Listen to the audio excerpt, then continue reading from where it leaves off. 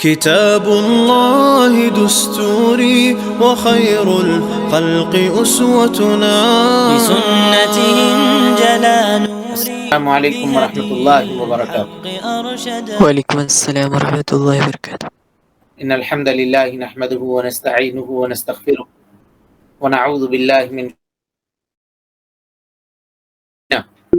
من يهده الله فلا مضل له ومن يضلل فلا هادي له واشهد ان لا اله الا الله وحده لا شريك له واشهد ان محمدا عبده ورسوله اما بعد فان خير الحديث كتاب الله وخير الهدي هدي محمد صلى الله عليه وسلم وشر الأمور محدثاتها وكل محدثة بدعة وكل بدعة ضلالة وكل ضلالة في النار۔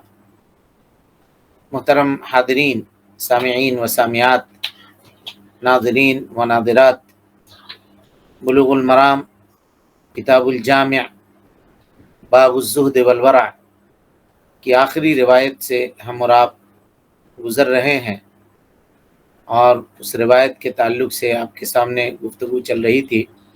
السلام علیکم اللہ العزیز آج یہ روایت مکمل کی جائے گی۔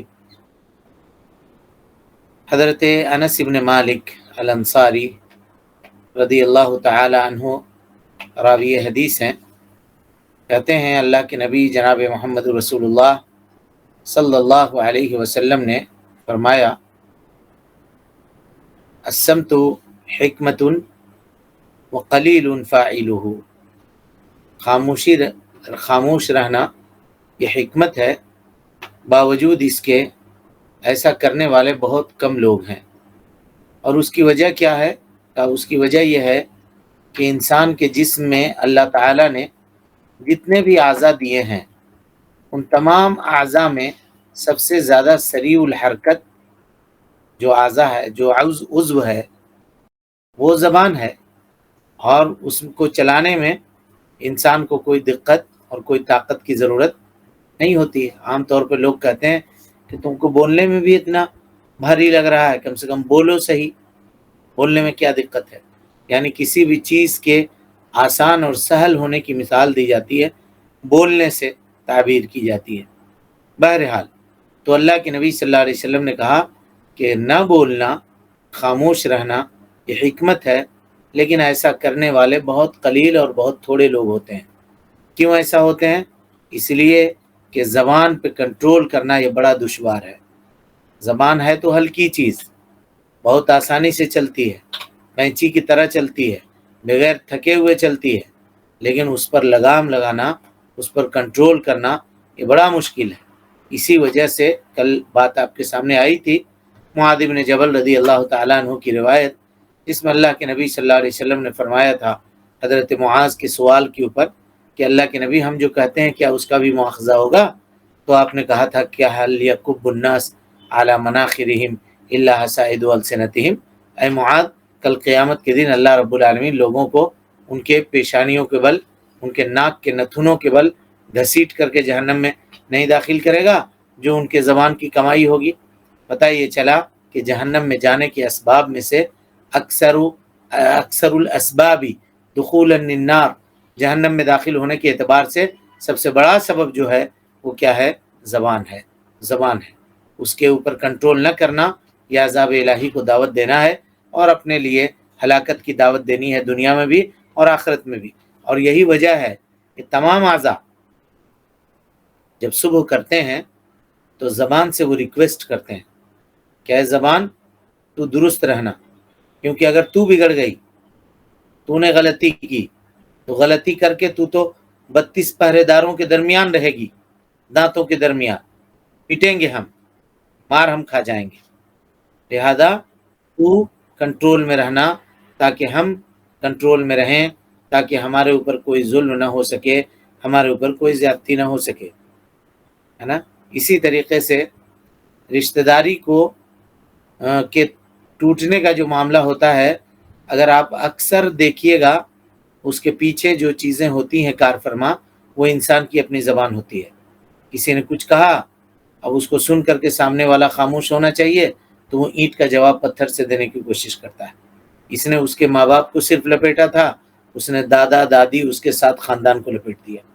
معاملہ یہاں تک یہ ہوتا ہے کہ پھر لوگ ایک دوسرے سے آنکھ ملانے کے لائق نہیں ہوتے، ایک دوسرے سے چہرہ ایک دوسرے کا دیکھنا تک گوارا نہیں کرتے۔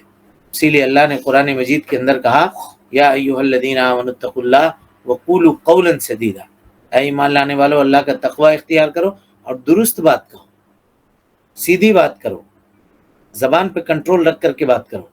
اگر ایسا کرو گے تو کیا ہوگا؟ یصلح لکم اعمالکم، اللہ تعالیٰ تمہارے اعمال کی اصلاح کر دے گا۔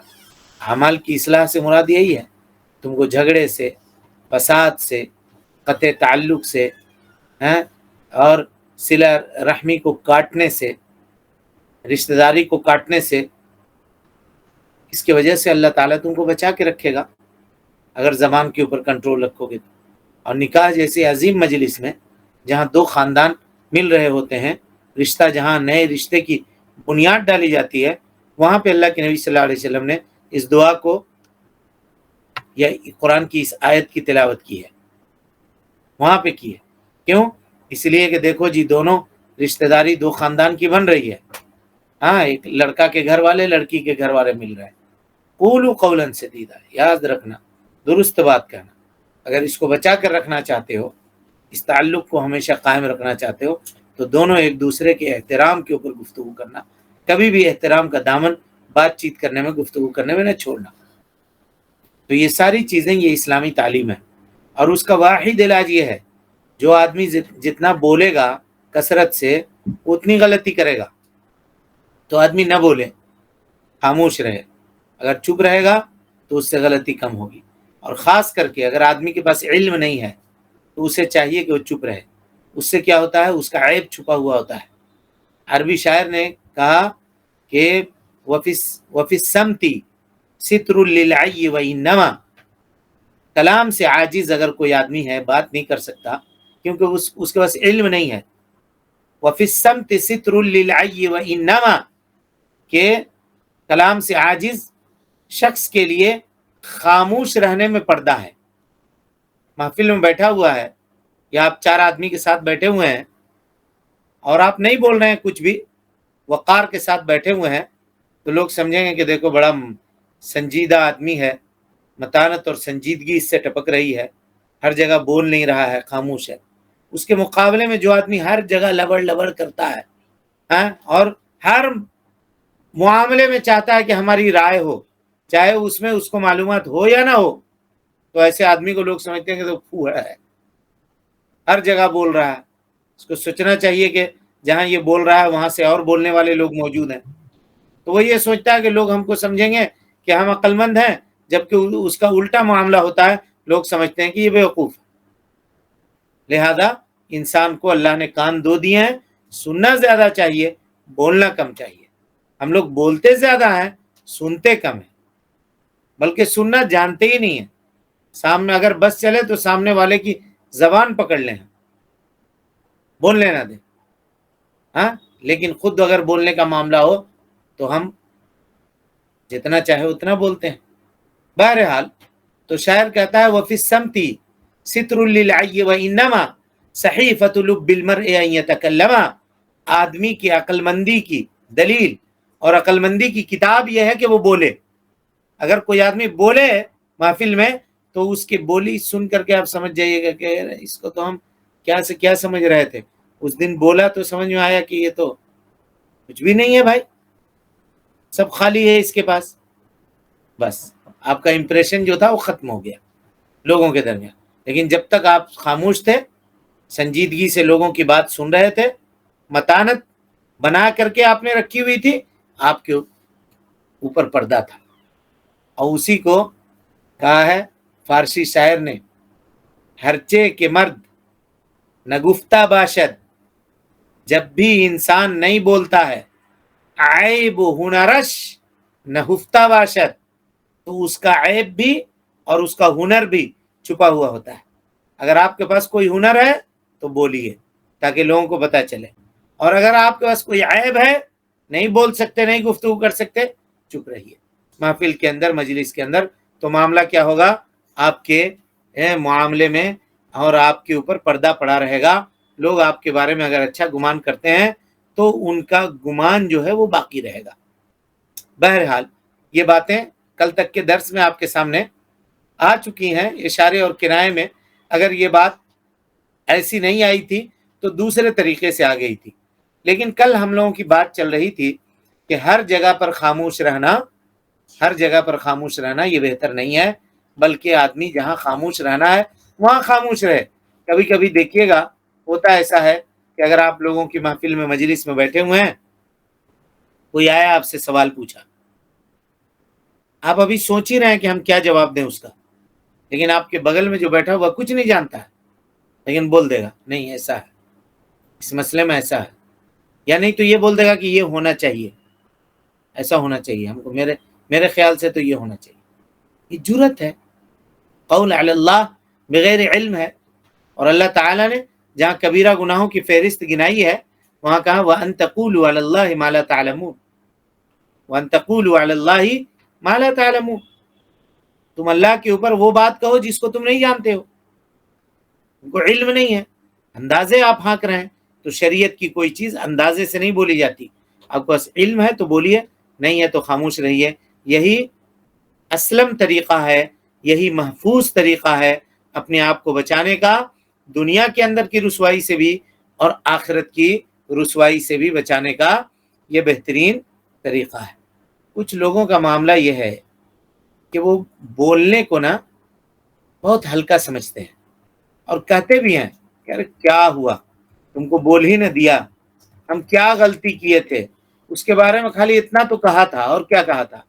کیا ہم بولے تھے تو کیا اس کو لگ گیا، اس کو جا کر کے چپک گیا، اس کو کوئی نقصان ہوا؟ مارے نہیں تھے نا، بولے تھے نا. تو آپ کو یہ سمجھنا چاہیے کہ کبھی کبھی تلوار کا زخم جو ہوتا ہے وہ بھر جاتا ہے، کبھی کبھی کیا اکثر بھر جاتا ہے. اگر اس کا علاج کر دیا جائے، ٹریٹمنٹ کر دیا جائے، تلوار کی جو لگی ہوئی جو زخم ہے بھر جائے گا، مندمل ہو جائے گا، ٹھیک ہو جائے گا آدمی.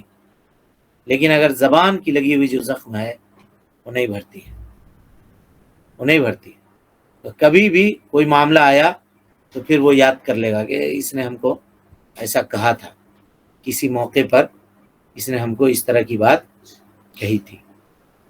سمجھ رہے ہیں؟ تو اسی لیے انسان کو بہت 100 مرتبہ سوچ کر کے ایک مرتبہ بولنا چاہیے، اور نہیں تو نہیں بولنا چاہیے، خاموش رہنی چاہیے اگر جس معاملے میں علم نہیں ہے تو. اور بولنے کو ہلکا اور آسان نہیں سمجھنا چاہیے. اس کی بولنے کی اہمیت کتنی ہے شریعت کے اندر آپ دیکھیے.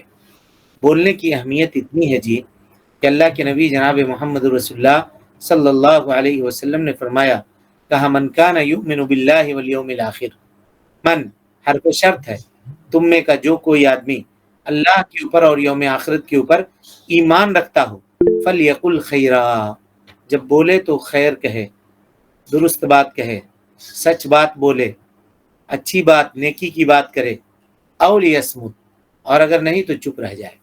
بخاری اور مسلم کی متفق علیہ روایت ہے.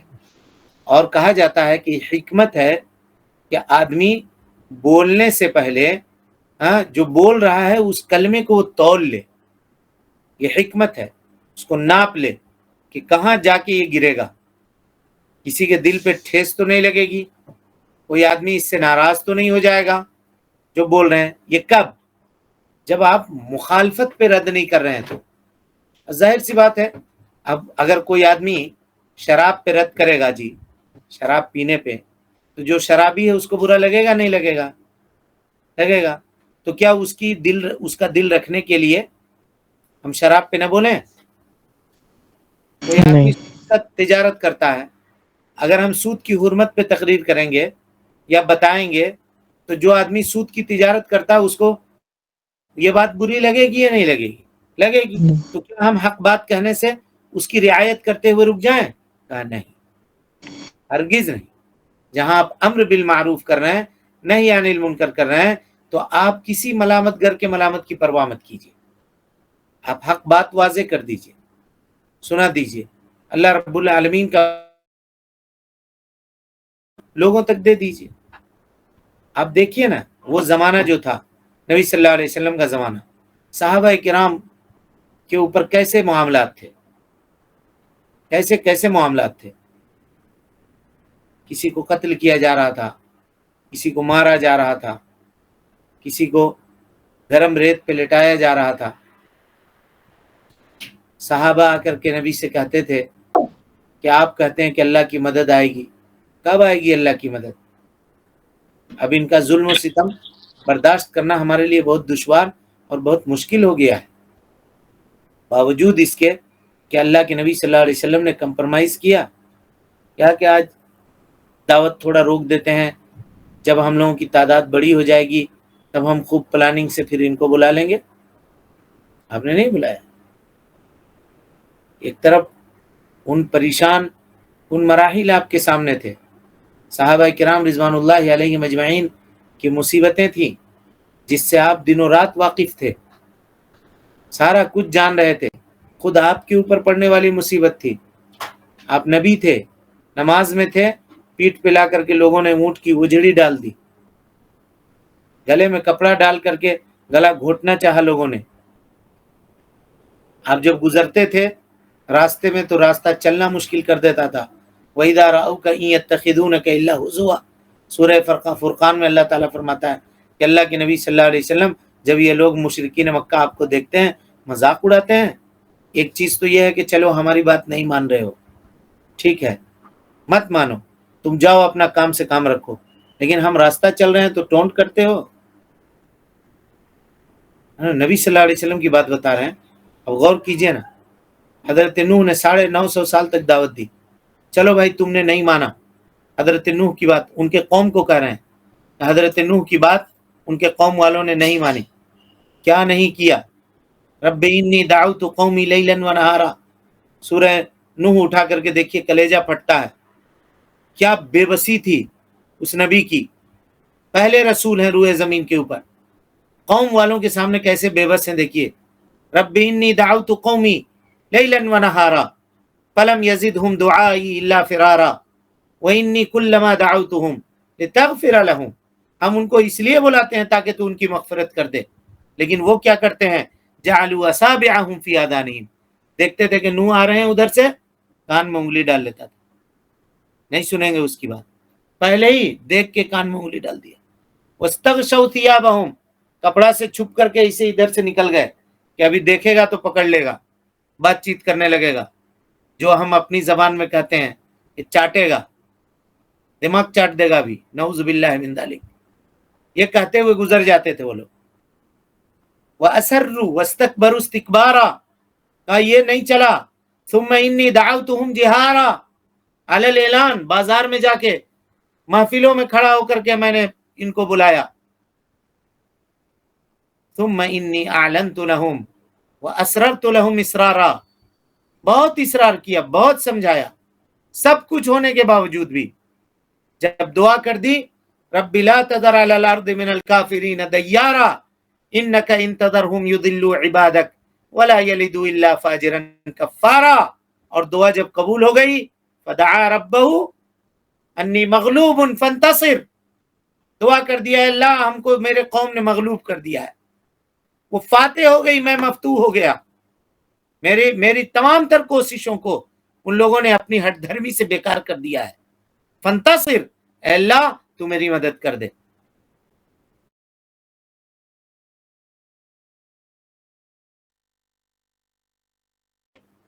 میرے دیکھ ریکھ میں بنائیے، ہم بتائیں گے کیسے بنانا ہے.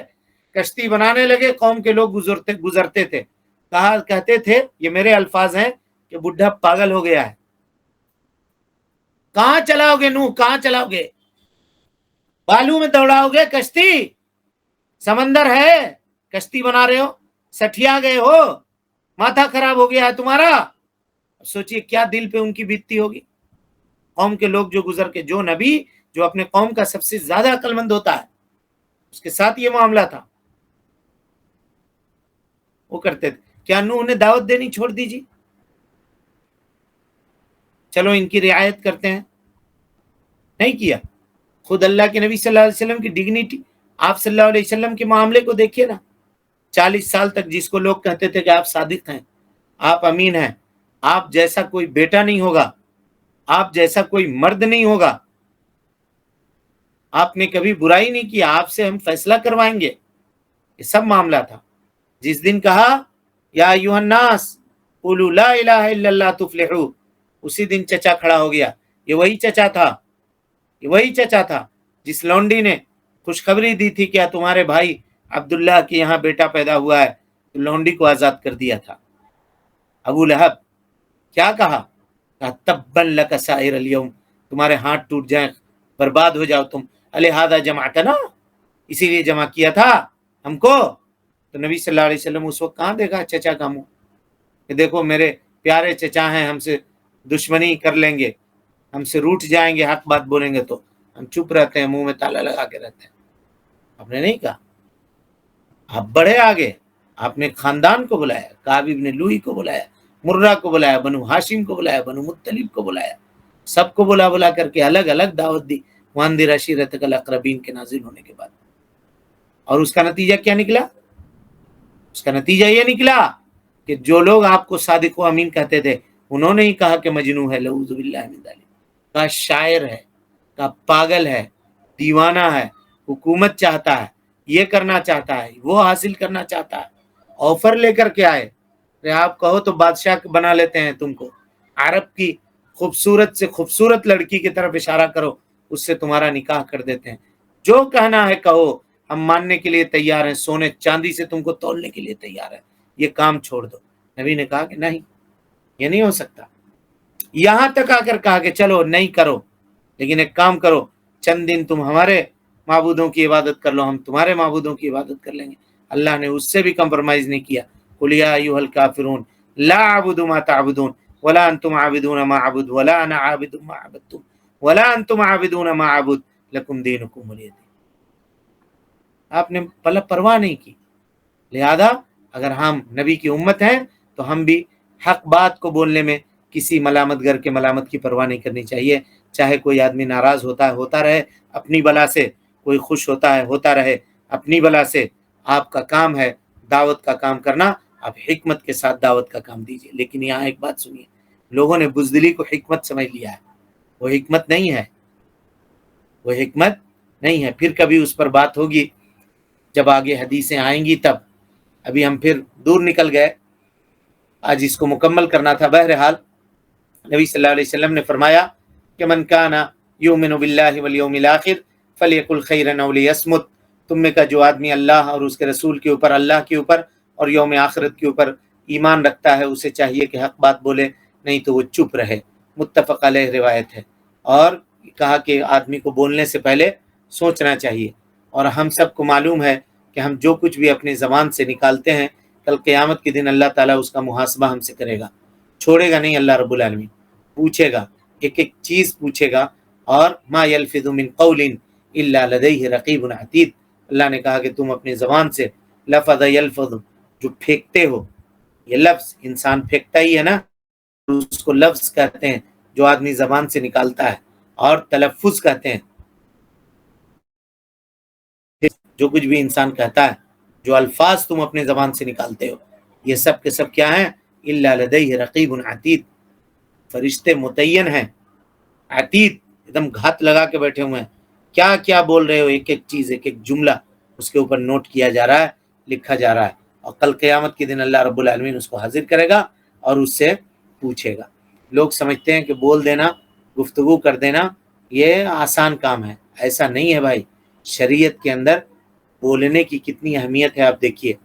کوئی آدمی لا الہ الا اللہ محمد رسول اللہ پڑھے تو کیا ہو جائے گا؟ وہ بولیے، مسلمان ہو جائے گا. اور اگر کوئی آدمی وہی زبان سے کفر کا کلمہ کہہ دے تو کافر ہو جائے گا. دیکھیے تو یہ بولنے کی اہمیت نہیں ہے. اس جی سے زبان کی اہمیت سمجھ میں آتی ہے نہیں آتی ہے؟ جی بالکل. اچھا، اس سے ایک اسٹیپ اور نیچے اتریے. دولہا کے سامنے کہا جاتا ہے فلاں سے آپ کا نکاح کیا جا رہا، آپ نے قبول کیا؟ کہا ہم نے قبول کیا. تو نکاح ہو گیا ایک جملے میں، اس نے ایجاب کروایا، اس نے قبول کر دیا، ہو گیا.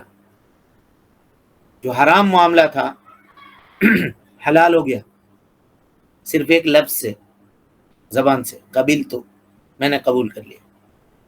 اور وہی اگر کہہ دے طلقتو، طلاق دے دیا، طلقتو کی، کیا ہو گیا؟ پھر بولنے کی اہمیت سمجھا رہا ہوں جی، بولنے کی اہمیت سمجھا رہا ہوں. ہم لوگ سمجھتے ہیں آسان ہے. نکاح کا جو مضبوط بندھن تھا، دونوں حلال ہوئے تھے، ایک نکاح میں آئے تھے، وہ نکاح ٹوٹ گیا، ختم. دونوں ایک دوسرے کے لیے اجنبی ہو گئے ایک لفظ سے.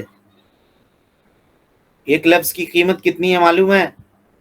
قیمت یہ ہے کہ اگر کوئی آدمی زہار کر لے، کلمہ زہار کہہ دے، ہاں، کوئی آدمی کہہ دے اپنی بیوی کو کہ تو میری ماں کی طرح سے ہے، والعیاذ باللہ، اگر کوئی کہہ دے انت علیہ کظہر امی، ہاں، کیا کرنا پڑے گا؟ کفارہ مغلظہ اس کو دینا پڑے گا. کفارہ مغلظہ کیا ہے؟ ہاں، کفارہ مغلظہ 2 مہینے کا ایک غلام آزاد کرنا پڑے گا. اگر وہ نہیں ہے تو 2 مہینے کا لگاتار روزہ رکھنا پڑے گا اس کو. اگر 2 مہینے کی روزے رکھنے کی بھی صلاحیت نہیں ہے تو پھر وہ کیا کرے گا؟ 60 مسکین کو کھانا کھلائے گا. کیوں؟ صرف ایک کلمے کی وجہ سے. ہم کہتے ہیں بولے تو کیا ہوا، بول دیے تو کیا ہوا. اسلام میں اس کی کیا اہمیت ہے اور اس کی سزا کیسی ہے وہ دیکھیے. ایک کلمہ کہا ہے آدمی اور اس کے ساتھ یہ معاملہ ہوتا ہے. اسی کلمے کے ذریعے سے آدمی اسلام میں داخل ہوتا ہے، اسی سے اسلام سے خارج ہوتا ہے، باہر نکلتا ہے. یہ ساری باتیں ہم لوگ جانتے ہیں اور ساری باتیں ہم لوگوں کو پتہ ہے. لہذا ہمیں اور آپ کو چاہیے کہ ہم اس سے کیا کریں؟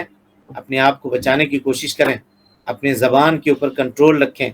اور اس سلسلے میں ہم نے کہا تھا کہ امام بخاری رحمۃ اللہ علیہ کے تعلق سے امام ذہبی رحمۃ اللہ علیہ کہتے ہیں کہ امام بخاری کا ایک مقولہ ہے کہ میں اللہ سے یہ امید رکھتا ہوں کہ اللہ تعالیٰ کس سے کل جب میری ملاقات ہوگی تو اللہ رب العالمین مجھ سے یہ سوال نہیں کرے گا کہ تم نے فلاں کی غیبت کی تھی یا فلاں کے ساتھ چغلی کا معاملہ کیا تھا. ہاں، اور امام بخاری رحمۃ اللہ علیہ جرح و تعدیل کے اندر بھی کسی راوی کے اوپر اگر حکم لگاتے ہیں، کسی راوی کے بارے میں کچھ کہتے ہیں تو وہ کہنے میں بھی نہایت محتاط اور احتیاط کے ساتھ بات کرتے ہیں.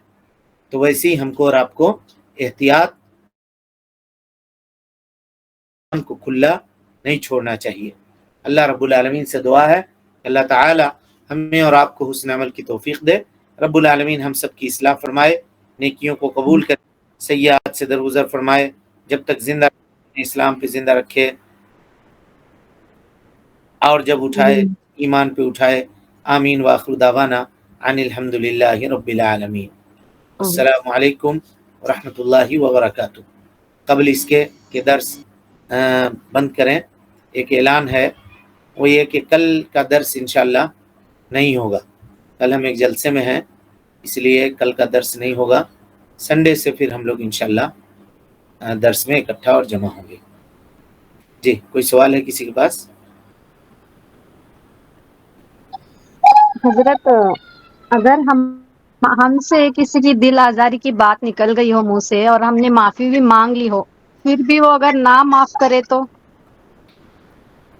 نہ معاف کرے تو اللہ رب العالمین بہتر جانتا ہے. آپ نے توبہ کر لی ہے، ان سے معافی مانگ لی ہے تو، اور اللہ تعالیٰ نے اگر توبہ قبول کر لیا ہے تو علماء نے لکھا ہے کہ اللہ کی ذات سے امید ہے کہ اللہ رب العالمین آپ کے جانب سے اس کو ایسا معاملہ کر دے گا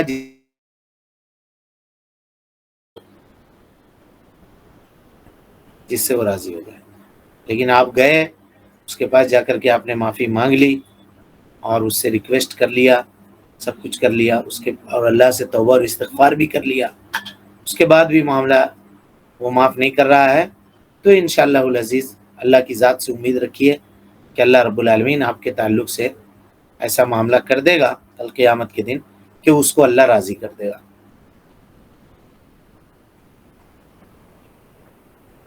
جی.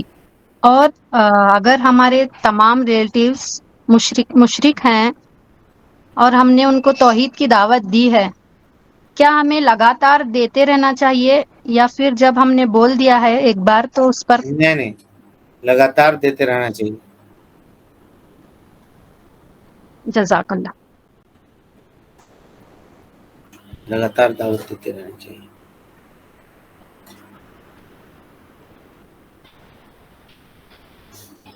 جی اور کوئی سوال ہے کسی کے پاس؟ السلام علیکم رحمۃ اللہ وبرکاتہ. وعلیکم السلام. شیخ، ایسے لوگوں کا کیا حکم ہوگا جو تکلیف کا باعث ہوتے ہیں، جن کی وجہ سے ذہنی سکون وغیرہ چھین جاتا ہے، تو ان کے تذکرے لوگوں کے سامنے کرتے ہیں، تو کیا یہ بھی غیبت ہوگی؟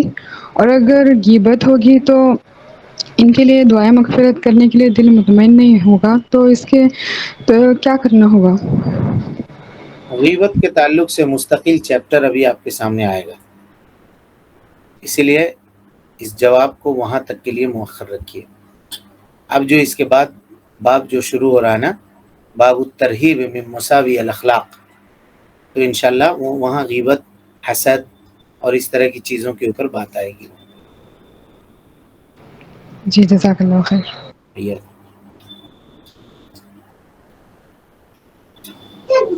السلام علیکم. وعلیکم السلام ورحمۃ اللہ. شیخ، درس سے ایک الگ سوال ہے، کریں؟ کیجیے. یہ عمرہ میں عورتیں کانچ کا چوڑی پہن کے جا سکتی ہیں؟ جا سکتے ہیں، کیا ہے؟ کانچ کی چوڑی پہنتی ہیں بہت سی خاتون، تو عمرے پہ جا رہی ہیں، تو کسی نے ہم سے سوال کیا تو ہم بولے اس کا علم ہم کو نہیں ہے. جا سکتی ہیں پہن کے، اور اگر آواز اس سے آ رہی ہے، چھن چھن چھن چھن بجتا ہے، چوڑی بجتی ہے، تو اس سے اجتناب کرتے رہنا چاہیے. طواف وغیرہ کرنے میں وہ چوڑی بجے گی، ہے نا، تو جی ہم اجتناب بھی کرے یہی تو بولے بہتر ہے. کہ زیور آواز والی منع ہے، ہو سکتا ہے ہاں اسی وجہ سے لوگ. جی جی جی جی. جی جی جزاک اللہ خیرا وحسن فی الدنیا والآخرہ. ٹھیک ہے پھر. السلام علیکم. کل درس نہیں ہے، نوٹ کر لیجئے، کل درس نہیں ہے، سنڈے سے انشاءاللہ، سنڈے کو ہے. كتاب السلام علیکم. الله دستوري وخير الخلق أسوتنا، بسنتهم جلا نوري لهدي الحق أرشدنا.